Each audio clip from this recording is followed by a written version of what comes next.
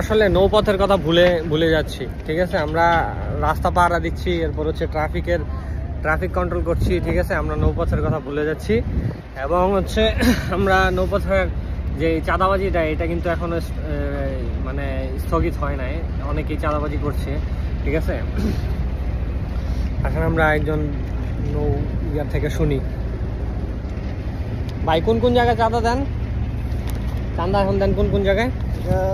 মেঘনা ওই যে মেঘনা ব্রিজের লামায় যে 3 গাঙ্গের মুখ সেখানে 3 গাঙ্গে। আর হইলো ওই তোমার ভৈরবের লামাত। আপনার হচ্ছে ভৈরবে দেয় একটা, এরপর হচ্ছে মেঘনা যে 3 মোহনা আছে, ঠিক আছে, এই জায়গায় দেয় একটা। এই 2 জায়গায় হচ্ছে চাঁদা দিতে হয়। এরপর আর কোন জায়গা আছে? এরপর মাঝে মাঝে আহে ওই তোমার ওই ইটনা মিঠামনের এদিকে। ইটনা কিশোরগঞ্জ, ইটনা মিঠামইন। ঠিক আছে, এই জায়গা, এই 3 জায়গায় হচ্ছে আপনার নৌপথে চাঁদা নেওয়া হয় এখনো। ঠিক আছে, সুনামগঞ্জের উজানে। তারপর সুনামগঞ্জের উজানে হচ্ছে চাঁদা নেওয়া হয় এখনো। এখন পর্যন্ত চাঁদা নেওয়া হইতেছে, এটা কিন্তু এখনো বন্ধ হয় নাই।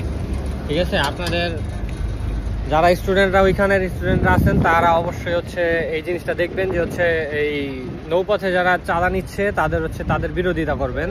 তো এখন থেকে আপনারা যারা এই ভিডিও সম্মুখীন হচ্ছেন তারা একটু এটার ব্যাপারে একটু সতর্ক হবেন। ধন্যবাদ, আসসালামু আলাইকুম।